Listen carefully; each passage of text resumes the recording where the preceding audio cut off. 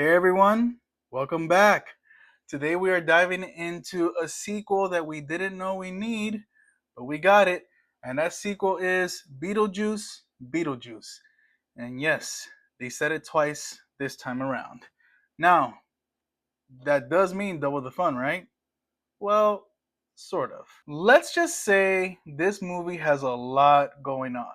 It's almost as if like they invited Tim Burton to a party and they invited all the characters, subplots, everything that they could think of, and they just let chaos reign. In other words, it's convoluted. It's like trying to solve a Rubik's Cube on a roller coaster ride. Exciting? Yes. Confusing? Also, yes. Alrighty then. First up, let's talk about Jenna Ortega, okay? Now, Jenna is one of those talents that just lights up the screen. She fits perfectly into this kooky world, like she was made for it. Her character slides right in, guys. And she delivers a performance that's both captivating and full of that dark charm we saw when she nailed Wednesday. But as great as she was, not even Jenna herself could save this film from its own tangled web of weirdness. It's kind of like asking a cat to herd a bunch of ghosts. Impressive effort, however, the outcome is still a mess. Then we've got William Dafoe and Monica Bellucci, two fantastic actors who could probably make reading a cereal box sound like Shakespeare.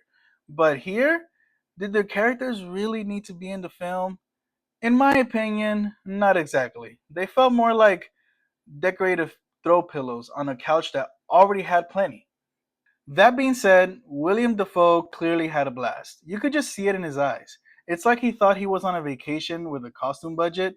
And hey, honestly, that's a little delightful to watch. Monica, on the other hand, well, she was there. Looking gorgeous as always, don't get me wrong, she's breathtaking. She still looks beautiful.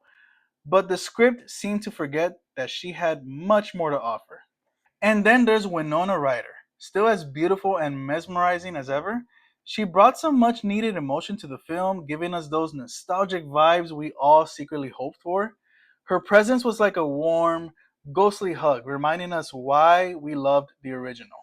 But, guys, let's get to the main event here. Michael Keaton as Beetlejuice. Oh my ghost. Keaton is definitely back, and he's not just good, he's great. He's the chaotic spirit we all needed to make this whole wild ride somewhat worth it. Every moment with him is pure gold. He's funny, he's wild, and honestly, he looks like he's having the time of his life. Now, Michael Keaton definitely carried this film on his shoulders, or should I say his back, because I feel like if it wasn't for him, this movie wouldn't be at least somewhat enjoyable. Michael Keaton's back must be hurting from carrying this film. But look, he killed it. I have to admit it. Michael Keaton, it's like as if he's never left. So hey, Mr. Keaton, here are your flowers. Honestly, guys, he's really the reason to watch this movie. Michael Keaton is like the anchor that's keeping this ship drifting too far into an abyss of confusion. And speaking of what this movie did right, a big round of applause to Tim Burton for sticking with practical effects. Yes, thank you, Tim, for not giving into that CGI temptation. A movie like Beetlejuice doesn't need CGI, it needs charm, quirk, and that old school hands on magic. The practical effects were a delight to see, adding that signature Beetlejuice flair that makes it feel grounded in its own wonderfully weird universe. So, what's the final takeaway? Beetlejuice is not a bad movie at all. It's just an okay film. It's like a costume party, right? Where everybody was invited to this costume party, but nobody told them what the theme was. Yes, the movie does have its fun moments, it's got its brilliance, it's got its comedic moments, but it could have just been so much more.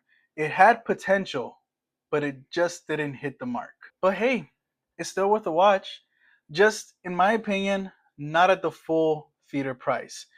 I think it's better to catch this one on streaming.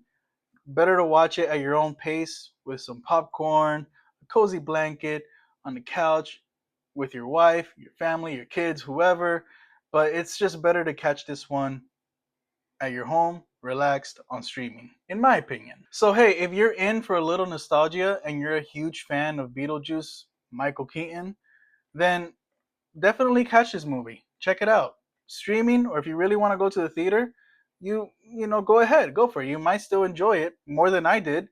Just don't expect a masterpiece. Expect a lovable mess. That's the best way I could describe this movie. It's not a masterpiece. It's not the best movie of the century.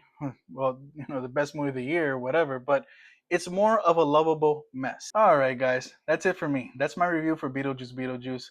Did you already watch the movie? Did you like it? Did you hate it? Was it just okay? What did you not like about it? What did you expect from it? Let me know in the comments below. Until next time, folks, remember, it's showtime, but just maybe in your living room. You guys have a good one, okay? Peace.